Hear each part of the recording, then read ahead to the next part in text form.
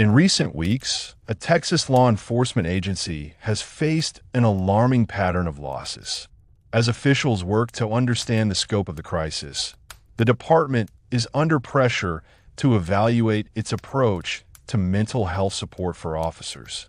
Don't forget to like, share, and subscribe for more inspiring stories. In the past 6 weeks, for current and former deputies from the Harris County Sheriff's Office, HCSO, have died in separate incidents.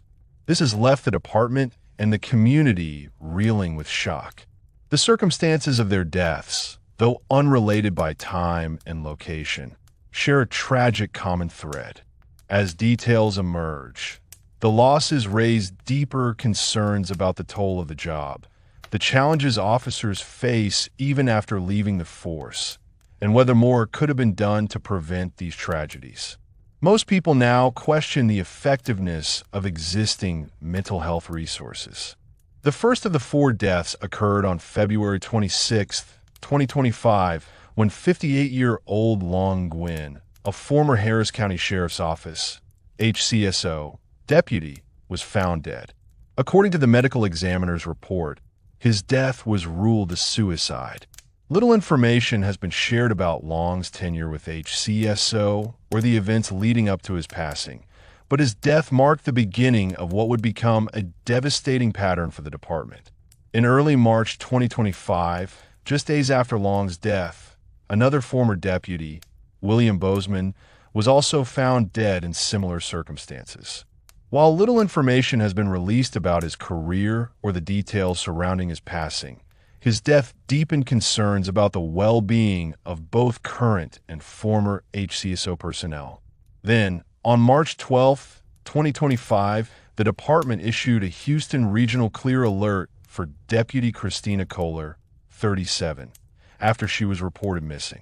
Authorities classified her disappearance as a credible threat to her own health and safety. The following day, on March 13th, Christina was found dead. The medical examiner confirmed her death as a suicide. Christina had served with HCSO since 2018 and was most recently assigned as a bailiff in the 182nd District Court. Her colleagues described her as a dedicated officer, and her sudden passing left those who knew her in shock. HCSO confirmed her death in a public statement, offering condolences and announcing that mental health and peer support services were being made available to grieving deputies. Tragedy struck again just 3 days later. On March 16, 2025, former Deputy Maria Vasquez, 42, was found dead at her home on Alameda, Genoa Road in Houston. Maria had left the department in December 2024, but despite her recent departure, her passing deeply affected those who had worked alongside her. In the wake of Christina and Maria's deaths, HCSO's Community Engagement Division honored both women in a statement. Heaven has gained 2 beautiful angels. May their memory be a blessing, inspiring strength and comfort to their friends, family, and co-workers during this challenging time, it read. With 4 suicides in just 6 weeks, the department found itself facing a crisis that extended far beyond individual cases. The deaths of 4 current and former Harris County Sheriff's Office, HCSO, deputies reflect a larger issue that has long affected law enforcement. Studies show that officers face higher suicide rates than the general population, yet mental health struggles in the profession often go unaddressed. A 2023 report by the U.S. Fire Administration revealed that 58% of first responder suicides in the U.S. involve law enforcement officers. Between 2016 and 2022, at least 1,287 officers and correctional staff died by suicide, 0.5 more than half, 51%. Of these suicides occurred within local police departments, while 20% involved sheriff's offices like HCSO. Despite growing awareness, many officers hesitate to seek help due to fear of professional consequences. Dr. Ron Acierno, director of the Trauma and Resilience Center at UT Health Houston, explained that law enforcement officers often avoid mental health services because of stigma. Much like the veteran community, the idea is to tough it out, he said. They either don't know help is available or don't believe it will work. His center offers a statewide, free mental health program for first responders, including remote therapy sessions lasting 12 to 15 weeks. However, experts say that more needs to be done to normalize mental health treatment within law enforcement and ensure that officers receive early intervention before reaching a crisis point. For many in law enforcement, the pressure of the job builds over time, leaving lasting effects on both officers and their loved ones. Paul Bruce, a District 5 patrol commander with the Harris County Sheriff's Office, HCSO, knows this firsthand. His late brother, Christopher Bruce, was an officer with the Houston Police Department, and like many in their field, he struggled with the weight of what he witnessed on duty. As a night watch commander, Paul often worked the same shifts as Christopher. Together, they would respond to some of the most violent and traumatic crime scenes in the area. Christopher's wife, Melissa Bruce, recalled how he once worked 7 different scenes in a single night, each one exposing him to the worst of human tragedy. Going from scene to scene, seeing the worst situations and the worst in people, she said. The whole time, you're in fight or flight mode. And the only time you have away from it is when you're in your patrol car alone. Over time, the repeated exposure to trauma began to take its toll. Paul remembered making a casual joke one day, only for Christopher to respond by saying he didn't know what dark place he was in. When Paul asked if he needed help, Christopher insisted he wasn't suicidal. However, he also admitted that he was feeling overwhelmed. Christopher later called Paul and confessed that he couldn't handle the stress anymore.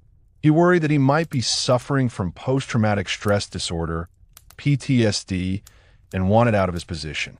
But like many officers, he was hesitant to seek help. He was aware that past mental health policies in law enforcement had discouraged openness. In the past, if you even hinted that you needed help, the department would overreact, Paul said. They'd take away your gun and make you go to psych. The generation then and after don't trust the agencies. They're afraid it might affect the license and affect their job. Then, in 2022, Melissa came home to find that Christopher had died by suicide. In the aftermath, she realized how little support existed for families of officers who take their own lives. If someone passes away in the line of duty, they get support from the state, she said. They have all these resources to help them. I didn't have that. The Bruce family's experience reflects a broader issue within law enforcement. Many officers fear that acknowledging their struggles will result in career consequences, leaving them to suffer in silence. As the recent suicides at HCSO have shown, these concerns continue to impact both active and retired officers, reinforcing the need for stronger mental health initiatives and policy changes. Following the recent tragedies, the Harris County Sheriff's Office, HCSO, has been forced to reevaluate its approach to mental health support.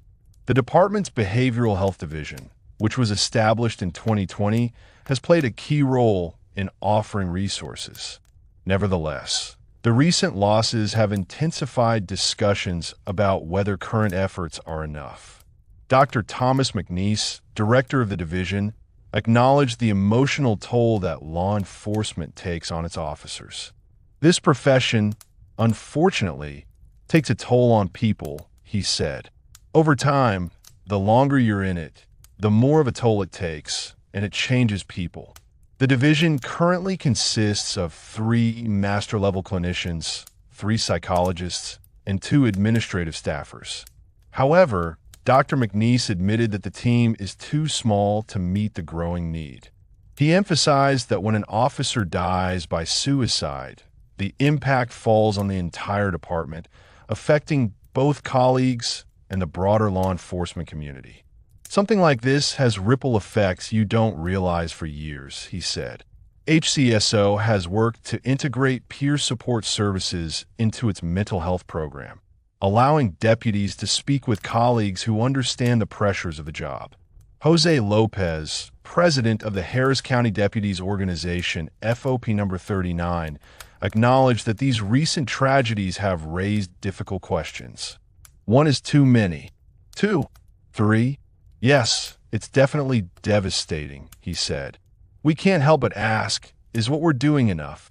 Sheriff Ed Gonzalez also addressed the department's grief, stating, "Our hearts are heavy. This is a painful reminder that life is fragile and time is not promised." With HCSO leaders, mental health professionals, and law enforcement organizations reflecting on these tragedies, the conversation around mental health in policing has never been more urgent.